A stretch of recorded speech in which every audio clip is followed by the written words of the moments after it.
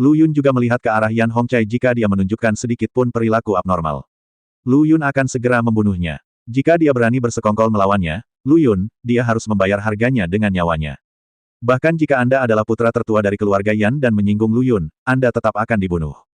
Wu Chao, serangan terhadapmu di luar gedung Pingan jelas bukan kesalahan keluarga Yanku, dan Zhao Hong serta aku memiliki hal penting untuk dibicarakan hari ini. Aku akan mengunjungimu nanti dan menjelaskan masalah ini dengan jelas kepadamu. Bagaimana? Yan Hongcai memandang Wu Chao dan berkata. Wu Chao menggelengkan kepalanya dan berkata, saya jelas di sini bukan untuk menyelesaikan masalah lama dengan Anda. Sebaliknya, saya di sini dengan penuh ketulusan dan ingin bergabung dengan kerja sama Anda. Pada akhirnya, tidak peduli apakah itu berhasil atau tidak, saya akan bertarung denganmu. Hubungan antara keluarga akan dibatalkan, dan pesanan di muka tahunan dari Anda akan dipulihkan. Bagaimana menurut Anda? Yan Hongcai berpura-pura malu, tetapi Zhao Hong langsung menolak Wu Chao. Wu Chao. Ini adalah masalah antara keluarga Wu Anda dan keluarga Yan. Menggunakannya sebagai alat tawar-menawar seperti berpartisipasi. Bukankah itu sedikit? Apakah Anda tidak menghormati keluarga Zhao Ku terlalu banyak? Haha, si cantik Zhao, apa yang kamu bicarakan? Aku punya alasan yang sama sekali tidak bisa kamu tolak, dan kamu bahkan memintaku untuk bergabung. Apakah kamu percaya? Sudut mulut Wu Chao hampir terbelah sampai ke pangkal telinganya. Ingin mendengar detailnya, dapat dikatakan bahwa situasi sekarang telah ditempati oleh generasi baru dari 3 keluarga besar dan 3 orang yang kemungkinan besar akan menjadi kepala keluarga generasi berikutnya. Lu Yun tidak bisa ikut campur dalam pembicaraan sama sekali. Tidak ada hak untuk menyela. Gadis ini selalu menjadi milik keluarga. Dia penyendiri, tanpa kekuatan dan latar belakang. Bahkan jika dia diizinkan berbicara sekarang, dia akan menunjukkan sedikit rasa kurang percaya diri. Aku tahu di mana reruntuhan kuno itu berada. Wu Chao berkata sambil tersenyum, kamu seharusnya tidak bisa menolak alasan ini, kan? Begitu kata-kata ini keluar, Lu Yun dan 3 lainnya tercengang. Bagaimana kamu tahu lokasi reruntuhan kuno itu? Zhao Hong dan Yan Hongcai berkata serempak, bisakah kamu memahami peta itu? Ini bukanlah sesuatu yang perlu kamu khawatirkan. Menganggap ini sebagai kualifikasi, seharusnya tidak terlalu berlebihan untuk bergabung dengan keluarga Wuku, kan? Wu Chao berkata sambil tersenyum. Pintu masuk ke reruntuhan kuno sebenarnya bukanlah rahasia. Bahkan 3 keluarga besar di peta memiliki salinannya. Namun seiring berjalannya waktu, banyak area yang ditandai di peta telah menghilang. Bagaimanapun, kerak bumi bergerak, benua bagian atas runtuh, dan medan di mana-mana banyak berubah. Wu Chao pada awalnya tidak dapat memahami peta tersebut, tetapi bagi Wu Meiyong, yang lahir dan besar di padang rumput terpencil, tidak sulit untuk memahami peta semacam itu. Lu Yun dan ketiga orang itu melakukan kontak mata. Meskipun mereka sangat tidak senang dengan Wu Chao yang akhirnya naik bas, tidak ada satupun dari mereka yang bisa menolak surat penyerahan Wu Chao. Ini seperti 3 orang yang memegang kunci di tangannya tetapi tidak mengetahui di mana pintunya. Meskipun mereka bertiga sangat enggan, mereka hanya selangkah lagi untuk melakukannya. Bagaimana mereka bisa membiarkan mereka bertiga berhenti di sini? Jadi dia menyetujui bergabungnya Wu Chao. Lu Yun juga mengajukan permintaan, pembukaan reruntuhan kuno harus dilakukan secepatnya. Jika kamu memintanya, pergilah sekarang. Namun, permintaan ini ditentang bersama oleh Zhao Hong dan 3 orang lainnya, tidak seperti Lu Yun, mereka adalah serigala yang sendirian. Mereka harus kembali ke keluarga mereka terlebih dahulu, dan kemudian seluruh pasukan akan melakukannya, untuk memaksimalkan manfaat perjalanan ke reruntuhan kuno ini. Setidaknya beberapa yang setengah melangkah ke alam abadi emas perlu dibawa bersama mereka. Mungkin mereka bisa memahami aturan di reruntuhan dan maju ke alam abadi emas yang sebenarnya. Golden Immortal sejati adalah kekuatan tempur kelas atas untuk salah satu dari 3 keluarga besar. Atas permintaan berulang kali Lu Yun, Zhao Hong dan yang lainnya setuju untuk berkumpul di gerbang Nancheng sebelum fajar. Setelah itu, mereka bertiga bubar dan kembali ke keluarga masing-masing untuk membuat pengaturan. Adapun Lu Yun, awalnya dia berencana untuk tidur di gedung Yingchun, dan setelah selesai, dia akan langsung pergi ke gerbang Nancheng untuk menunggu Zhao Hong dan yang lainnya. Tapi tidak sebelum dia berbaring. Sekelompok orang dari Yingzilou bergegas masuk dan mulai membersihkan kamar. Hal ini membuat Lu Yun sangat menderita. Seharusnya tidak ada perintah penggusuran yang lebih jelas dari ini. Dia tidak tahu apa arti kamar Tianzi nomor 1 ini bagi gedung Yingxi. Pendapatan dari kamar Tianzi nomor 1 ini dalam satu malam bisa mencapai 60% dari seluruh omset gedung Yingxi. Tapi Lu Yun tidak punya pilihan selain dipaksa hidup di jalanan, yang membuat Lu Yun sebanding dengan Song Yuntian di ruang Flame Mountain. Itu pasti karena sifat berjamur gadis ini. Lu Yun diam-diam mengutuk di dalam hatinya. Dia tidak punya pilihan selain berkeliaran di jalan, dan inilah yang membuat Lu Yun menemukan beberapa rahasia tersembunyi. Saat ini di sudut tersembunyi. Tuan Hei, metodemu lebih baik. Itu wajar. Daripada bertarung sampai mati dengan 3 keluarga besar ini di kota Zhongzhou nomor 33, lebih baik biarkan mereka membuka reruntuhan kuno terlebih dahulu, lalu musnahkan mereka satu persatu dengan dalih bertarung di dalam reruntuhan. Pria yang dipanggil Lord Black terkekeh dan berkata, "Kalau begitu aku akan mengumpulkan saudara-saudara dan bersiap-siap." Pemilik kedai Suanyi mengatakan itu dan kemudian menghilang ke dalam kegelapan. Dan pria kulit hitam ini juga bersiap untuk pergi. Saat ini, bayangan hitam menembus dari dinding. "Tuan Hei, apa yang kamu rencanakan?" "Oh, Shadow Wind, tugas memantau Zhao Hong untuk sementara ditangguhkan. Ada tugas baru untukmu," kata orang yang dipanggil Lord Black. "Tuan Hei, itu tidak masalah. Kapan Shadow Wind pernah mengecewakanmu?" Oke, kami baru-baru ini bekerja sama dengan Wu Chao dari keluarga Wu. Anda akan bertindak sebagai pembawa pesan antara kami berdua selama periode ini, kan?" Kata pria yang dikenal sebagai Lord Black. "Apakah kedai Suanyi kita bekerja sama dengan keluarga Wu?" Bayangan angin sedikit bingung. Jika ini adalah waktu normal, pria yang dikenal sebagai Master Hei akan memarahinya, tapi suasana hatinya sedang baik hari ini. Tentu saja, dia semakin banyak berbicara. "Ya, kerjasama. Dan ini adalah kerjasama tanpa investasi dan keuntungan tinggi. Jika kesepakatan ini selesai, seluruh kota Zhongzhou nomor 33 akan menjadi milik kedai Suanyi kami." Pria yang dipanggil Master Hei melanjutkan, "Awalnya, sesuai keinginan Kinggu, saya berencana untuk bertarung dengan keluarga Zhao dan keluarga Yan langsung di Menara Yingxi. Tapi aku menghentikannya, dan dia mengirim seseorang untuk memberitahu keluarga Wu dan meminta mereka untuk terlibat. Awalnya hanya untuk memperkeruh air. Tanpa diduga, Wu Chao memberi saya kejutan. Dia benar-benar bisa memahami peta pintu masuk reruntuhan kuno. Haha, Tuhan benar-benar memberkati saya dengan Suanyi Tavern." Petik 2. Belum diketahui secara pasti apakah itu berkah dari surga atau hukuman dari surga. Lu Yun bergumam dalam hatinya. Bayangan angin ini secara alami disamarkan oleh Lu Yun. Adapun Ying Feng yang asli, dia dikirim menemui Lord Yama oleh Lu Yun di luar gedung Pingan. "Tuan Hei, saya khawatir bawahan saya tidak akan mampu menangani tugas sesulit ini."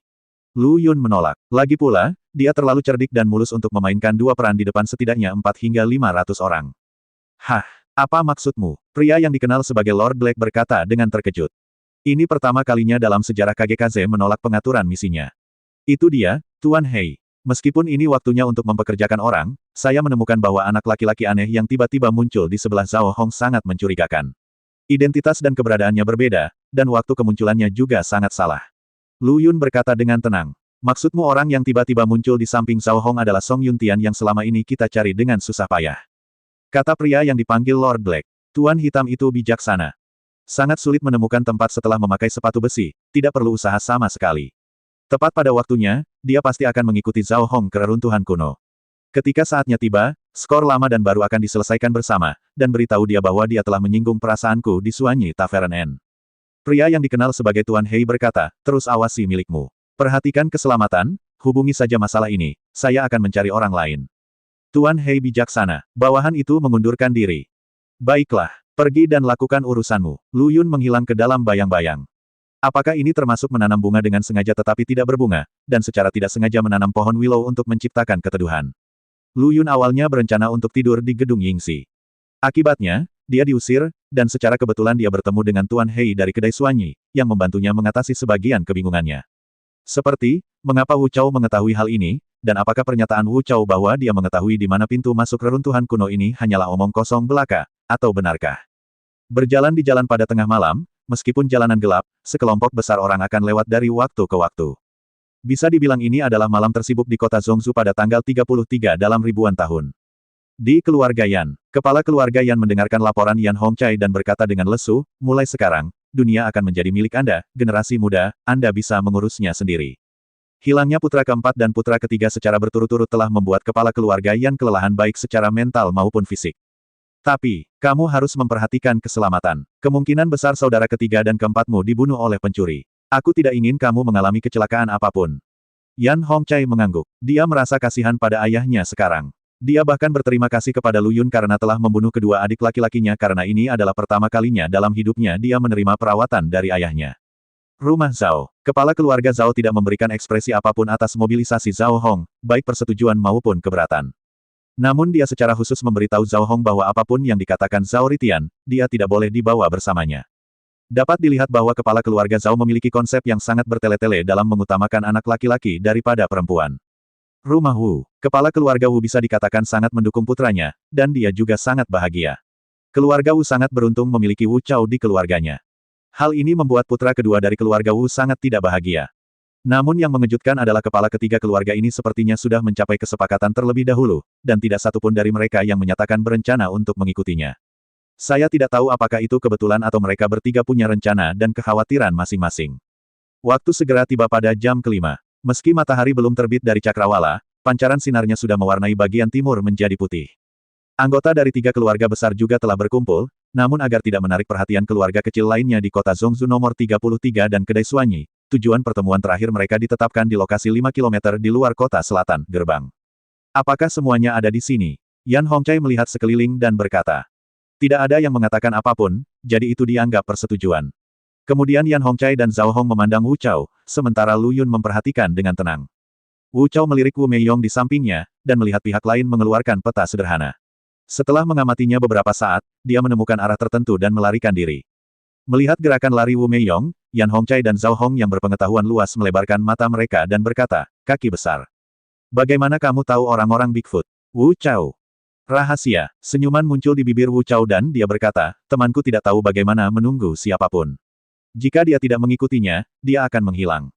Meskipun Yan Hongcai dan Zhao Hong tidak senang, mereka tetap memimpin pasukannya dan segera mengikuti Wu Meiyong. Lu Yun, sebaliknya, berbaur di antara orang-orang ini dan terlihat tidak mencolok. Lagi pula, mereka bertiga, Zhao Hong, dan yang paling inferior dari orang-orang ini semuanya adalah orang kuat di negeri dongeng emas semu, dan ada banyak orang di negeri dongeng emas setengah langkah, dan bahkan ada 4 atau 5 dari setiap keluarga di negeri dongeng emas asli. Sebaliknya, bagi orang-orang seperti Lu Yun yang berada di puncak alam surgawi Tai, jumlah total orang dari 3 keluarga besar hanya satu sisi. Tapi yang membuat Lu Yun sedikit penasaran adalah orang-orang dari Kedai Suanyi tidak mengikutinya atau diam-diam mengikutinya. Lu Yun telah meletakkan kesadaran spiritualnya sejak dia keluar. Selain kelompok orang-orang mereka, tidak ada tim yang terdiri lebih dari 5 orang dalam jarak 100 mil. Namun, hal ini tidak dapat dikesampingkan. Orang-orang di Kedai Suanyi memakan pil pernapasan yang dimurnikan oleh keluarga Yan, yang menghalangi deteksi kesadaran spiritual. Waktu berlalu menit demi menit, dan ketika matahari menggantung tinggi di tengahnya, Wu Meiyong berhenti dan berkata kepada Wu Chao, Guru. Disinilah titik peta. Kata, Tuan, sekali lagi mengejutkan Zhao Hong dan Yan Hongcai. Kapan Wu Chao menaklukkan klan Bigfoot? Perlu Anda ketahui bahwa Bigfoot bukan hanya masyarakat adat yang telah hidup di padang rumput terpencil ini selama puluhan ribu tahun, tetapi mereka juga terlahir dengan kesaktian, memiliki daya tahan yang luar biasa, dan mampu mengontrol konsumsi energi spiritual dalam hitungan milidetik. Dengan kekuatan yang sama, suku Bigfoot dapat menghabiskan seluruh energi spiritual lawan hidup-hidup, namun hanya mengonsumsi kurang dari sepertiga energi spiritualnya sendiri. Ini cukup menakutkan. Apa yang kalian berdua lakukan dengan Linglung? Ayo kita mulai dengan cepat. Wu Chao memandang Zhao Hong dan Yan Hongcai dan berkata. Keduanya saling memandang sejenak, lalu menatap Lu Yun. Mereka bertiga mengeluarkan balok kayu khusus dari cincin penyimpanan. 6 balok kayu khusus itu saling tarik-menarik dan menyatu menjadi satu bagian. Kemudian cahaya cemerlang melesat langsung ke langit. Seolah membuka pintu ke dunia lain, nafas perubahan kehidupan memenuhi udara, seperti membuka kotak harta karun yang sudah lama berdebu. Saat perhatian semua orang terfokus pada pilar cahaya aneh ini, Lu Yun menggunakan kesadaran spiritualnya untuk memindai sekeliling lagi, seperti sebelumnya, dia masih tidak menemukan apapun. Hal ini membuat Lu Yun sedikit bingung. Melihat reruntuhannya akan segera dibuka, mengapa dia tidak melihat orang-orang dari Suanyi Tavern? Tiba-tiba wajah Lu Yun terkejut, dan dia melihat ke samping Wu Chao, dan jantungnya berdetak kencang, mungkinkah? Lu Yun tiba-tiba mendapat ide yang berani. Mungkinkah Wu Chao menipu Kedai Suanyi dan memberi mereka lokasi palsu? Melihat reruntuhan kuno akan segera dibuka, belum ada tanda-tanda siapapun di Suanyi Tavern. Ini adalah satu-satunya gagasan yang masuk akal saat ini. Seruan tiba-tiba membuyarkan lamunan Lu Yun. Lihat, reruntuhan kuno terbuka. Matahari bengkok. Ini adalah reruntuhan kuno paling megah yang pernah saya lihat. Pasti ada peluang kuno dan artefakuasi alam yang tersembunyi di dalamnya. Untuk sesaat, semua orang yang hadir bersemangat, dan keserakahan serta api di mata mereka begitu bercampur hingga hampir meluap. Bergegas, berjalan, ikuti aku. Zhao Hong dan 3 orang lainnya mengeluarkan perintah bersama. Dalam sekejap, beberapa ribu orang yang hadir menghilang ke padang rumput terpencil. Hanya Lu Yun yang tersisa, dan dialah yang disembunyikan oleh api aneh. Setelah menunggu di luar selama lebih dari 10 menit, tidak ada yang muncul, yang membuat Lu Yun semakin yakin akan kecurigaannya bahwa Wu Chao telah menipu orang-orang di Kedai Suanyi. Hari yang salah. Mengingat sifat dendam para pemabuk di Kedai Suanyi, ketika mereka menyadari bahwa mereka telah ditipu, mereka masih harus memusnahkan keluarga Wu. Wu Chao ini juga kejam. Lu Yun bergumam di dalam hatinya dan berjalan menuju reruntuhan kuno.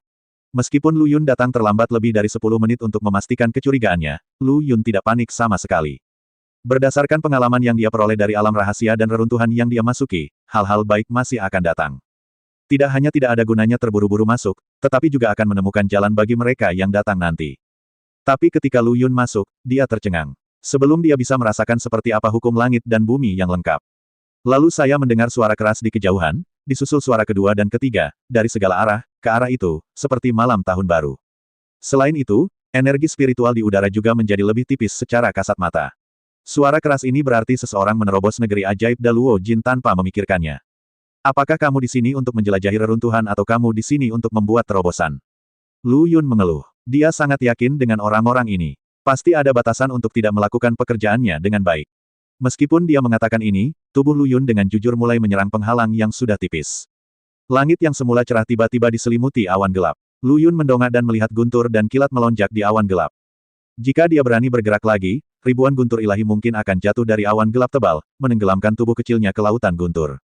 Sialan, apakah kamu mengincarnya? Berpura-pura saja ketika orang lain menerobos. Saat kamu datang kepadaku, kamu datang ke pertempuran besar. Kamu tidak mau malu. Lu Yun mengarahkan jarinya ke langit dan mengumpat dengan marah. Awan gelap sepertinya memahami kata-kata Lu Yun, dan guntur ilahi setebal lengan tiba-tiba jatuh, langsung mengenai Lu Yun yang tidak curiga. Hukum langit dan bumi pada zaman dahulu berbeda dengan hukum sekarang. Sedikit, tunggu saja aku, cepat atau lambat aku akan berurusan denganmu. Lu Yun awalnya ingin mengutuk beberapa kata untuk meredakan amarahnya. Tapi melihat cairan guntur yang semakin kaya, saya masih menahan diri. Guntur ilahi kuno ini benar-benar berbeda dari apa yang pernah ditemui Lu Yun sebelumnya. Dapat dikatakan bahwa guntur ini ratusan kali lebih kuat daripada guntur ilahi yang pernah ditemui Lu Yun sebelumnya. Bahkan tubuh fisik Lu Yuntian pun mati rasa karena terbelah. Anda harus tahu bahwa ini hanyalah guntur ilahi acak, dan ini juga merupakan guntur ilahi yang paling umum.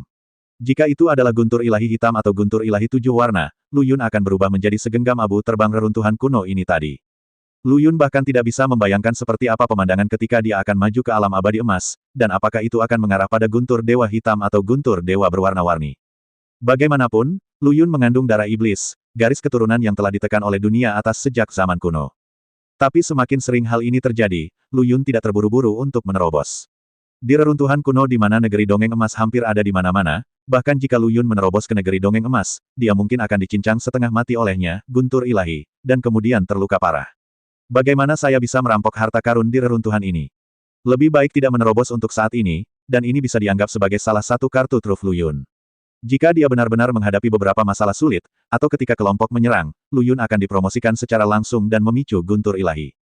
Setelah mengambil keputusan, Lu Yun memutuskan untuk tidak menerobos alam peri emas untuk saat ini, tetapi jika dia tidak menerobos, itu tidak berarti tidak akan ada orang kuat dari alam peri emas di sekitarnya. Setelah menjepit jarinya dan melafalkan mantra, 3 sosok muncul di depan Lu Yun. Adalah Seng Sui, Long Ying dan Wang Xiaoliu yang tidak bertemu satu sama lain selama lebih dari setengah bulan. Astaga, di mana ini? Kenapa energi spiritualnya begitu melimpah? Lihat dirimu, kamu terlihat seperti belum pernah melihat dunia. Sungguh memalukan bahwa kamu masih bereinkarnasi di dunia atas. Wajah Lu Yun memerah ketika dia mengucapkan kata-kata ini kepada Wang Xiaoliu, yang ingin menggali lubang dan masuk. Saat ini, Seng Sui memperhatikan poin kuncinya, hukum di sini juga lengkap. Mungkinkah kita berada di reruntuhan? Bingdok, Seng Sui masih pintar, dia tidak terlihat seperti orang lain. Lu Yun melirik ke arah Wang Xiaoliu ketika dia mengatakan ini, kenapa repot-repot? Waktu dan tempatnya tepat, cepat menerobos. Wang Xiaoliu tidak membuat tinta. Dia sudah muak tinggal di surga sialan ini. Suara dentuman sonik terus terdengar dari tubuh Lu Yun, dan momentum agung muncul dari tubuh Wang Xiaoliu.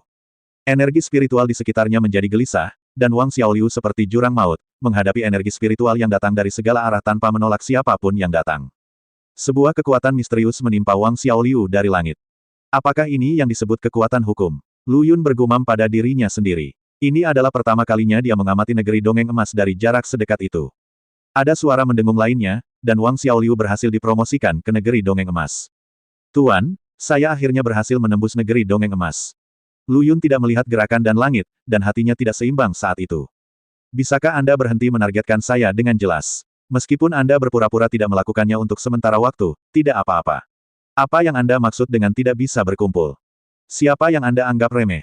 Namun, memiliki satu lagi negeri ajaib emas sejati dalam tim setidaknya akan mengurangi banyak kesulitan saat menjelajah. Pada saat ini, pintu masuk ke reruntuhan kuno muncul begitu saja di setiap kota Zhongshu. Setelah panik dan curiga, masyarakat mulai mengikuti keluarga besar di kota masing-masing dan berbondong-bondong masuk. Pulau Zhongzhou, 33 kota Zhongzhou, kehilangan lebih dari 80% populasinya dalam semalam, dan mereka semua memasuki reruntuhan kuno ini. Bisa dibayangkan reruntuhan kuno ini jauh lebih besar dari yang dibayangkan Lu Yun dan orang lain. Lu Yun dan yang lainnya berkeliaran di sekitar reruntuhan kuno ini selama 3 atau 4 hari tanpa tujuan apapun. Alhasil, apalagi kebetulan, tidak ada satupun orang dari 3 keluarga besar yang terlihat. Mereka berempat terdiam. Lu Yun benar-benar tidak ingin menyalahkan Song Yuntian, tapi tidak mungkin. Aura yang menerobos alam peri emas jelas berada dalam jarak 100 km dari Lu Yun, dan bahkan kesadaran spiritual Lu Yun dapat mendeteksinya. Tapi sekarang saya belum bertemu siapapun, jika Anda mengatakan itu bukan kesialan Song Yuntian, siapa yang akan percaya? Tapi Lu Yun tidak tega meninggalkan orang ini di sini. Kemampuan Song Yuntian untuk bertahan selama 1 jam adalah karena ketidakpercayaannya pada Dewa Bencana. Terlebih lagi, wajah miring Song Yuntian kini terkenal di kota Zhongzhou nomor 33, dan siapapun yang bertemu dengannya mungkin akan membunuhnya. Karena dia tidak bisa menyerah, Lu Yun tidak punya pilihan selain kembali ke karir lamanya dan terus menderita karena nasib buruk Song Yuntian. Saya terus berkata dalam hati, jangan biarkan kami menemukan peluang, jangan biarkan kami menemukan peluang, jangan biarkan kami. Ini adalah cara untuk pergi. Hanya terdengar seruan, lihat. Ada banyak orang di depan kita. Lu Yun diam-diam menghela nafas lega. Untungnya, bak Song Yuntian di reruntuhan kuno ini belum diperbaiki. Jika tidak, itu akan menjadi hambatan belaka. Melihat ke arah jari Wang Xiaoliu, Lu Yun tercengang. Pasalnya, orang-orang yang muncul di hadapan mereka sama sekali bukan dari 3 keluarga besar. Bahkan dilihat dari pakaian yang mereka kenakan, kebanyakan dari mereka sebenarnya adalah pedagang dari kota Zhongzhou nomor 33. Ada juga beberapa tuan muda dan remaja putri dari keluarga kecil. Bagaimana mereka bisa masuk? Lu Yun bingung. Jika orang-orang ini memakai kulit binatang, masih bisa dijelaskan jika mereka berpakaian seperti Song Yuntian. Mungkin mereka kebetulan melihat pintu masuk reruntuhan kuno saat berburu dan masuk karena penasaran. Tapi mereka jelas-jelas adalah pedagang dan tuan muda dari keluarga kecil, dan mereka tidak akan pernah muncul di tempat berbahaya seperti padang rumput terpencil. Sementara Lu Yun masih menebak-nebak apa yang sedang terjadi, mereka telah sampai pada orang-orang ini. Saya melihat orang-orang mengelilingi batu besar ini. Ada banyak kata-kata yang tidak dapat dipahami terukir di batu itu. Adakah di antara kalian yang memahami kata-kata ini? Seng Sue bertanya dengan mata gelap. Long Ying menggelengkan kepalanya, tapi Wang Xiaoliu melihat kata-kata di batu besar itu dengan tatapan serius. Sepertinya dia bisa memahaminya, tapi sepertinya dia tidak memahaminya. Adapun Lu Yun, dia sama sekali tidak memperhatikan kata-kata di batu besar itu. Sebaliknya, dia secara acak menemukan seorang pria parubaya berpakaian seperti pedagang dan bertanya, "Paman, bagaimana kamu bisa masuk?" Pamannya melirik ke arah Lu Yun, tapi bukannya menjawab pertanyaan Lu Yun, dia malah bertanya, "Bagaimana kamu bisa masuk?" "Anak muda. Aku tidur nyenyak di rumah, dan ketika aku bangun, aku muncul di sini." Lu Yun berpura-pura jujur dan berkata sambil menggaruk kepalanya. "Aku juga, aku sesama laki-laki." Pria parubaya yang berpakaian seperti pedagang itu meraih tangan Lu Yun dan berkata. Dia tampak sangat ramah, seperti seorang teman lama di negeri asing. Lu Yuncheng benar-benar tidak bisa berkata-kata. Dia telah melalui banyak kesulitan untuk masuk ke reruntuhan kuno ini, tetapi pamannya datang tepat setelah tidur. Keluarga, siapa yang tahu? Kali ini, seorang pria berpenampilan seperti pelayan kedai berkata di samping, "Mari kita bicara tentang masa lalu. Jangan halangi saya untuk mendapatkan kesempatan. Saya sangat malu untuk mengatakannya." "Lu Yun, mengapa kamu mengatakan itu tentang kami? Bagaimana kamu bisa masuk?" "Saya, Tuan Muda, saya berinisiatif untuk masuk dari celah yang tiba-tiba muncul di atas kota Zhongzhou. Kami adalah kelompok orang pertama." Pria itu berkata dengan ekspresi bangga di wajahnya. Tapi tak lama kemudian ada orang lain yang menyampaikan kabar, "Jangan dengarkan kentutnya, dia baru sehari di sini. Aku bahkan tidak tahu di angkatan mana dia berada." Kemudian sepertinya terjadi pertengkaran, tapi Lu Yun tidak peduli sama sekali. Dia segera menjauh dan pergi. Pikirannya kini dipenuhi dengan apa yang dikatakan pria itu. Tidak hanya ada satu pintu masuk ke reruntuhan kuno, tetapi pintu masuk lain di atas kota Zhongzhou. Menarik sekali untuk memperkenalkan Nima. Saya kira kota Zhongzhou nomor 33 mungkin adalah kota kosong sekarang. Lu Yun bergumam. Dalam hatinya, dia membalikkan kecurigaan sebelumnya bahwa Wu Chao telah menipu kedai Suanyi. Jika kedai Suanyi atau Wu Chao mengetahui hal ini akan terjadi, tidak perlu mengikuti mereka sama sekali. "Kamu di sini. Akhirnya aku menemukanmu." Tangan Lu Yun dipegang oleh sepasang tangan kecil dan dia ditarik keluar dari kerumunan. "Kamu masih sangat suka merangkak. Lu Yun, jika kamu tidak memperhatikan, kamu akan menghilang." Canda Long Ying. "Hei," Lu Yun menggaruk kepalanya karena malu dan berkata, "Aku pergi untuk memeriksa beberapa hal." "Bagaimana? Apakah kata-kata di batu besar ini sudah diuraikan?"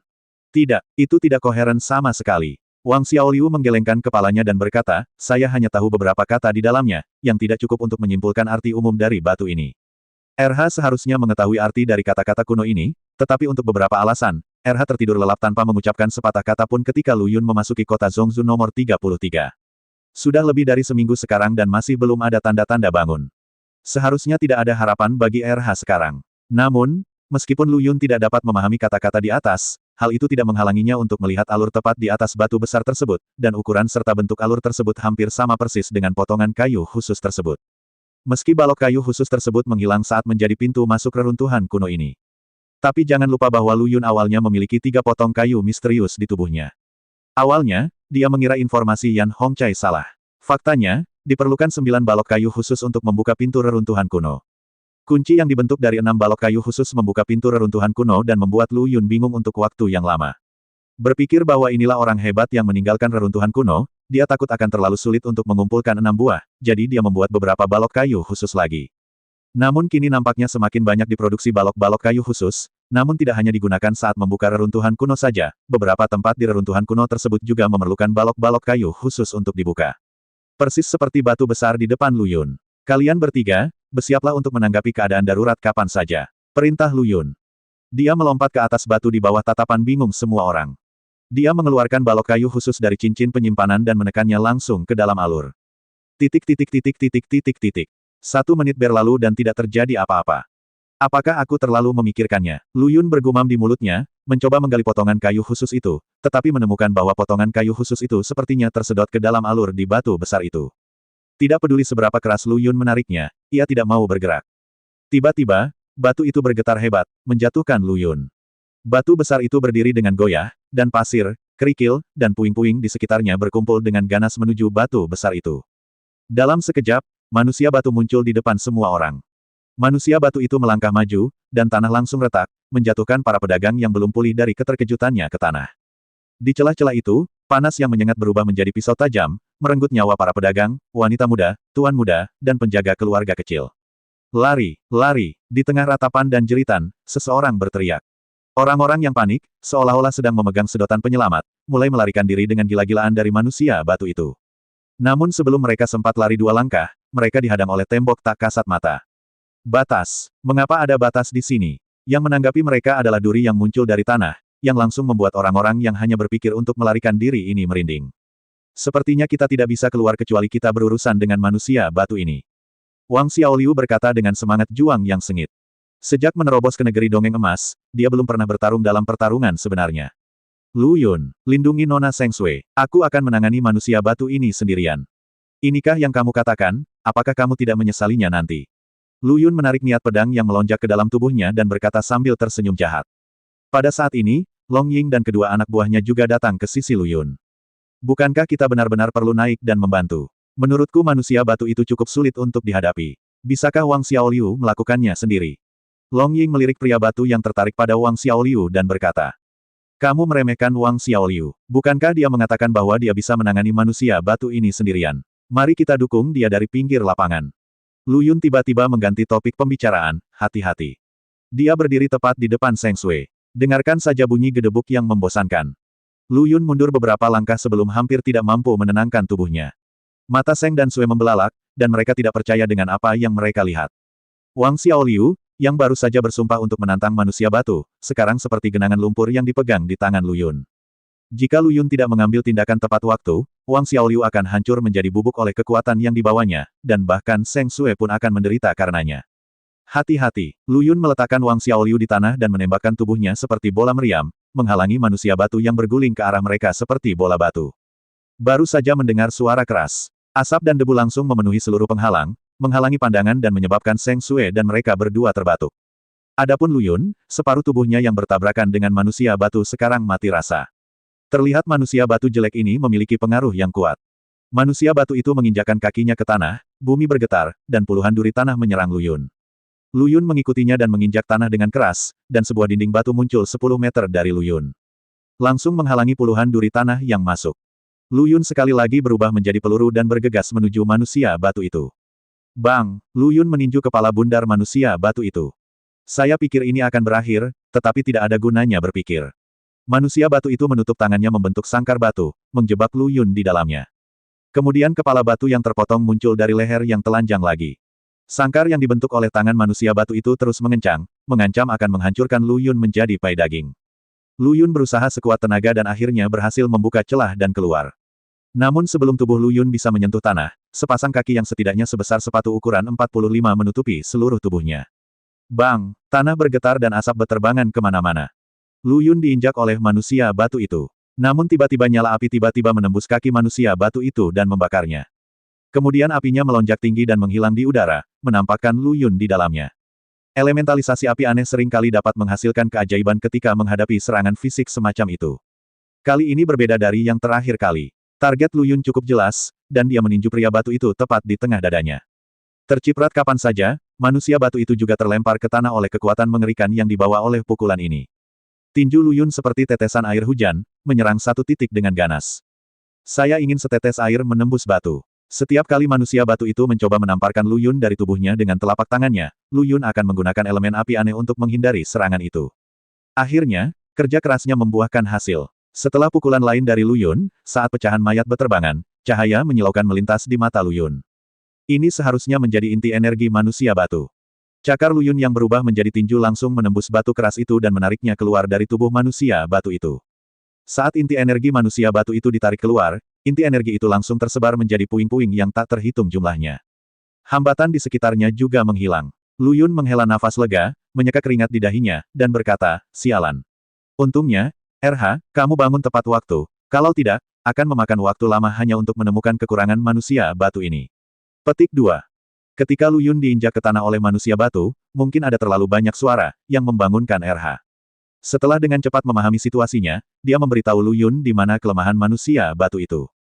Kakak, ini yang harus aku lakukan, adik kecil. RH berkata dengan rendah hati. Benar, RH, kenapa kamu tertidur lelap tanpa alasan, dan kamu bahkan tidak menyapa kakak? Lu Yun bertanya. Tidak mungkin, saudaraku, gunakan darurat. Saat kita berada di ruang tertutup, untuk membantumu pulih dari luka-lukamu, saudaraku, aku makan terlalu banyak bola jiwa selama waktu itu. Semuanya dicerna secara paksa, dan banyak di antaranya yang tersisa adalah energi telah terakumulasi di dalam tubuh, dan waktu tidur kali ini adalah untuk mencerna semua energi yang terakumulasi. Saya pikir itu akan selesai dalam 1 atau 2 hari, tetapi saya tidak menyangka akan memakan waktu lama. RH menjelaskan, benar, apakah kamu baru saja melihat tulisan kuno pada manusia batu? Tahukah kamu apa artinya? Lu Yun bertanya, saya melihat sekilas, dan gambaran umum tampaknya menggunakan energi spiritual, meskipun tidak terlihat dan tidak berwarna, ia ada di mana-mana. Ketika Lu Yun mendengar ini, dia melirik pecahan batu di tanah, jantungnya berdetak kencang, dan dia sepertinya memahami sesuatu. Cara yang benar untuk mengatasi emosi manusia batu adalah dengan menggunakan energi spiritual untuk menembus celah pada tubuh manusia batu dan menghancurkan inti energi dalam tubuhnya. Lu Yun mengalahkannya secara langsung. Master yang merancang manusia batu ini mungkin tidak menyangka seseorang akan mengalahkan manusia batu itu secara langsung. Pada saat ini, peti harta karun berkarat menonjol dari tempat manusia batu itu berada.